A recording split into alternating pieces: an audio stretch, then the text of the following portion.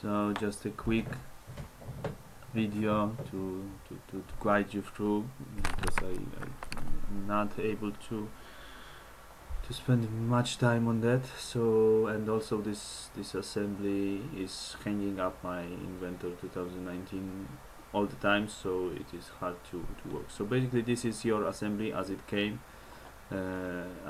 through. So what I advise you to do, if you are, from what you have written on the forum, I understand that you are only interested in rough analysis, how to, if these legs are enough. I'm not sure what exactly is the or these elements are in question. I'm not sure what exactly you want to. It is not clear to me what exactly you want to find out, but I suppose that these elements here, these plates, are not relevant for this analysis, as they are quite soft and basically are just there to protect. I don't know exactly.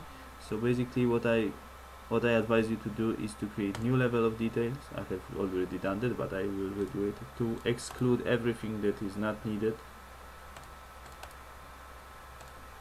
You could also exclude it in the analysis, but it's more easy to explain with the video like that. And now you have your assembly here. Also now it will hang up, so I need to save that. I need to close that, because otherwise it will freeze, so I need to do it around. And now I open the assembly, the leg part. Okay, open that. So basically here it is as it came through with those hex bolts. Basically these are not, they are totally unimportant for the analysis. So also I will make new position representation, new level of detail, and I will just suppress them. Also this HDP part could have been suppressed, as it doesn't do much. So, but in any case it doesn't do any harm to the analysis, not much, so I just leave it like that. And I will also open the other assembly, the standing piece. So basically the standing piece is made of steel. I do not like the color, so I will just quickly override the color. Where is it? It should have been yeah. So so I'm not sure what you are looking for the analysis, but these elements are not doing anything. They are just for hanging those side elements. So I will just suppress all of them. I wonder if the other pattern, suppress. Also there are, here inside there are nuts that also do not do anything, so I will just suppress all of them. And now there is a structural core of this assembly available. Okay, I will just save that, and I will just go to this assembly.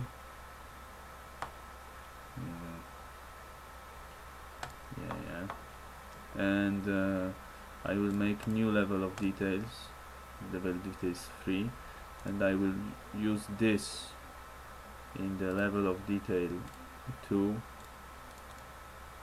just the one that I have created. I will just, oh no, I had it, sorry, the level of detail 2 is the one I need. So I will just representation level of detail 2, and all of those representation level of detail 2. Okay, so I have now excluded all the unnecessary parts that are not important for the analysis, structural analysis of this element. Then I can go and save that. I go to environment, stress analysis. I create new static, single point, bonded, model state, level of detail 2. So basically these are the settings. Okay. Now what I have noticed that by default this refinement is put, so I place 0 here. Also let's see what the meshing is. Okay, so now you need to, I just follow the simplest approach, so I will just put a fixed boundary condition on the bottom of the legs. I'm not sure how this does work, but this is up to you. And what we need also a force. Where is a force? So I will just not making too much. I will just apply 350 newtons, and I assign the direction. The force is applied here, so I'm not sure how the force is applied, but for the simulation this is okay. So actual simulation, what it does, you must figure out on your own. So now we go with automatic constraint contacts. We do meshing.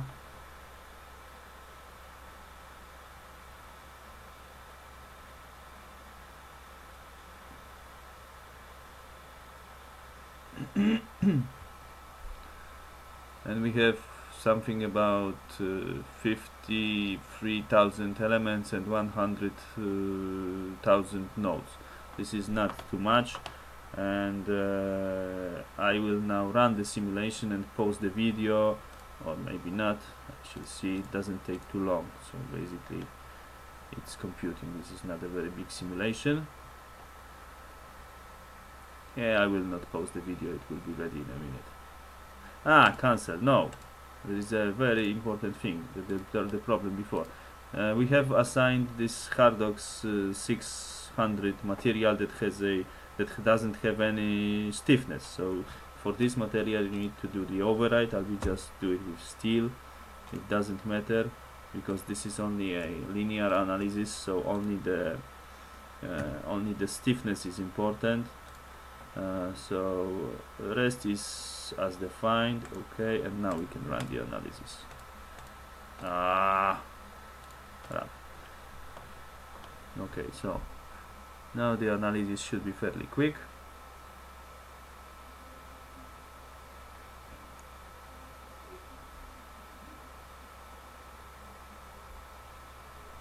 Let's see, let's pause it.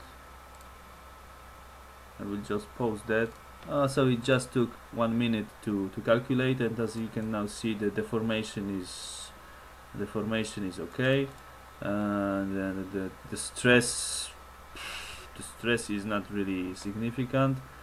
Displacement is very small. So basically what these results mean, you need to understand yourself. This is your construction, this is your project.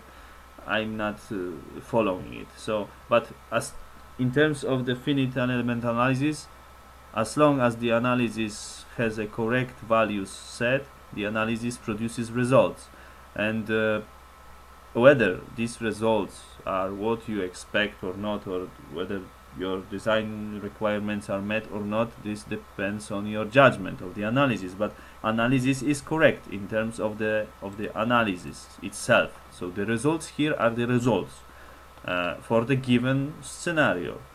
So if you remove those elements that I have removed, they are not taking any part in the analysis.